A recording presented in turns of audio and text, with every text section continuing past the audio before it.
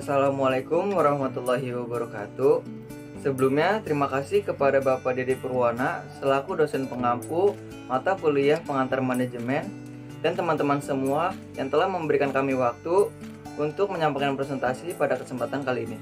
Pada kesempatan kali ini, kami yaitu kelompok 2 akan menyampaikan presentasi dengan materi yang berjudul manajemen produksi. Baiklah, mari kita mulai presentasi ini yang dimulai dari teman saya yaitu Hana. Kepada Hana dipersilahkan. Assalamualaikum warahmatullahi wabarakatuh. Perkenalkan, nama saya Hana Kamila Putri dari Prodi Pendidikan Administrasi Perkantoran kelas B, Fakultas Ekonomi Universitas Negeri Jakarta. Pada kesempatan kali ini saya akan menjelaskan pengertian dari manajemen produksi. Pada kesempatan kali ini saya ingin menjelaskan pengertian manajemen produksi. Apa itu manajemen produksi? Manajemen produksi adalah proses penataan pengubahan bahan mentah menjadi produk atau jasa yang diinginkan sehingga memiliki nilai jual.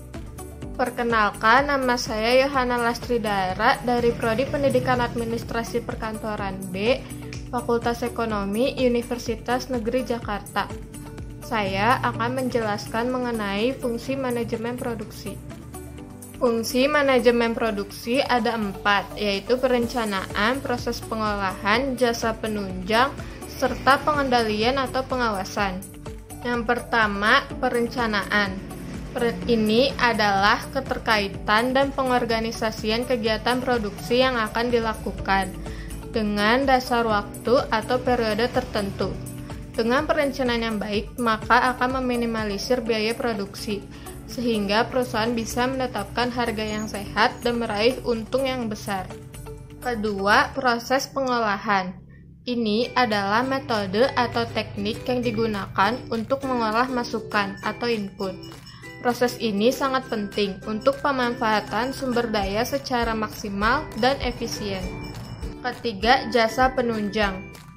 Sarana yang diperlukan untuk penetapan dan metode yang digunakan agar proses pengolahan bisa dilakukan secara efektif dan efisien. Hal ini seringkali diperlukan guna membantu perusahaan bersaing secara sehat dengan meningkatkan produksi dan hasil yang berkualitas. Yang keempat, pengendalian atau pengawasan. Ini merupakan fungsi untuk menjamin pelaksanaan kegiatan sesuai dengan perencanaan. Dengan begitu, maksud dan tujuan dalam menggunakan dan pengolahan masukan atau input dapat dilaksanakan. Proses ini akan membantu perusahaan mencapai visi dan misi, meningkatkan reputasi perusahaan, serta mempermudah pekerjaan departemen lain, seperti marketing, finansial, ataupun personalia. Mereka memiliki tanggung jawab untuk memproduksi barang sesuai standar pasar, sehingga penjualan bisa meningkat. Assalamualaikum warahmatullahi wabarakatuh. Perkenalkan, nama saya Fatan Zakia Rafid dari Prodi Pendidikan Administrasi Perkantoran, Fakultas Ekonomi Universitas Negeri Jakarta. Pada kesempatan kali ini, saya akan menyampaikan ruang lingkup dalam manajemen produksi. Apa saja yang termasuk dalam ruang lingkup manajemen produksi?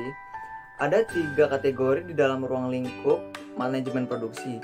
Yang pertama itu ada keputusan atau kebijakan mengenai desain. Keputusan ini termasuk dalam keputusan jangka panjang, di mana di dalamnya meliputi penentuan desain produk yang akan dibuat, lokasi dan tata letak pabrik, desain kegiatan pengadaan masukan yang diperlukan, desain metode dan teknologi pengolahan, desain organisasi perusahaan, dan desain job description dan job specification. Yang kedua itu ada kebijakan atau keputusan mengenai transformasi.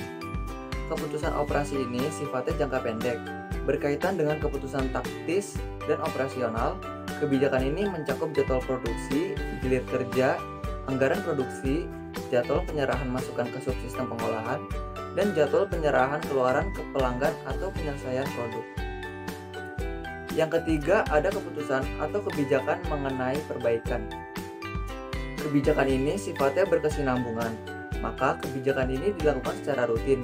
Beberapa kegiatan yang ada di dalamnya meliputi perbaikan secara kontinu terhadap mutu keluaran, keefektifan dan keefisienan sistem, kapasitas dan kompetensi dari para pekerja, perawatan sarana kerja atau mesin, serta perbaikan terus-menerus atas metode penyelesaian atau pengerjaan produk.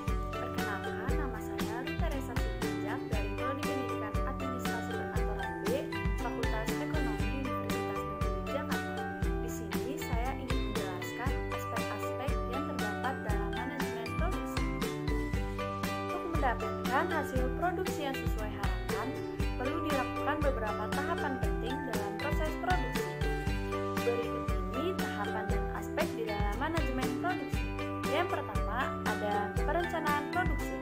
Tujuan perencanaan produksi adalah agar proses produksi yang dilaksanakan berjalan secara sistematis.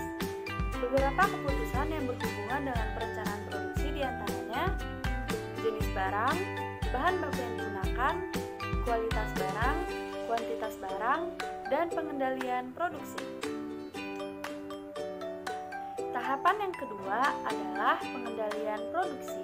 Pengendalian atau kontrol produksi sangat diperlukan agar proses produksi berjalan sesuai dengan perencanaan yang ditentukan dengan biaya yang optimal. Beberapa kegiatan dalam pengendalian produksi diantaranya membuat perencanaan, menyusun jadwal kerja, menentukan target market produk. Tahapan yang ketiga adalah pengawasan produksi. Tujuan pengawasan produksi adalah agar hasil produksi sesuai dengan apa yang diharapkan, tepat waktu, dan dengan biaya yang optimal. Beberapa kegiatan pengawasan produksi adalah menetapkan kualitas barang, membuat standar barang, dan pelaksanaan produksi sesuai jadwal. Perkenalkan, nama saya Raja Fatimah dari Prodi Pendidikan Administrasi Perkantoran B, Fakultas Ekonomi Universitas Negeri Jakarta. Saya ingin menjelaskan tentang tips agar produksi berjalan dengan efektif dan juga efisien. Setelah kita memahami tentang pengertian manajemen produksi, langkah selanjutnya yaitu menentukan planning produksi. Penjadwalan dilakukan untuk mengoperasikan mesin, pendanaan, sumber daya, proses produksi, dan juga pembelian material. Nah, penjadwalan atau scheduling ini terbagi menjadi dua macam. Yang pertama forward scheduling dan juga backward scheduling. Yang pertama, forward scheduling, yaitu teknik penjadwalan yang menentukan waktu dimulainya proses produksi dan kemudian menghitung jadwal waktu ke depannya untuk setiap kegiatan operasi atau produksi sehingga dapat ditentukan waktu selesainya semua proses produksi. Yang kedua, backward scheduling, yaitu teknik penjadwalan yang menentukan kapan suatu proses produksi ataupun proyek ini dapat terselesaikan. Dari waktu penyelesaian tersebut dapat dihitung mundur dan menentukan kapan suatu proses produksi atau proyek ini dapat dimulai.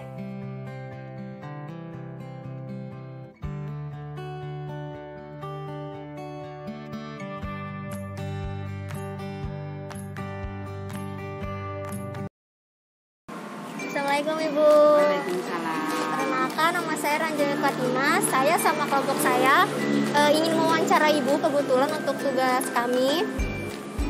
Sebelumnya Ibu namanya siapa ya Bu? Ibu Alifa. Oke, baik. Ibu boleh saya wawancara sebentar ya Bu ya? Ibu pertama kali membuat usaha ini dari tahun kapan ya Bu? Tahun 95. Oh, tahun 95. Dari awal Ibu kenapa bisa kepikiran di UNJ ya Bu? Ya emang karena dekat dari rumah juga gitu. Setelah itu gimana Ibu bisa kepikiran mau bangun usaha ini Bu? Ya apa ya, kita karena itu saya ke kuliner, jadi kepingin mengembangkan ke kuliner saya juga. Oke, baik Bu. Ibu, saya mau nanya, Ya. perbedaan kondisi dagangan sebelum dan saat pandemi itu apa aja? Oh jauh banget nak. Kalau pandemi ini bisa dibilang 25% sama sebelum pandemi. Lebih untung sebelum pandemi? Ya iya, sekarang ibaratnya cuma bisa buat belanja hari ini, besok gitu aja. Karena mahasiswanya juga nggak ada. Gitu. Kita di kampus ini kan karena mahasiswa yang banyak. Jadi pak mahasiswanya nggak ada ya, otomatis pendapatan kita kurang, bukan kurang lagi itu. Terus modal awal Ibu jualan di sini tuh berapa Bu? Sebelum sama pas corona? Maksudnya untuk belanja? Iya.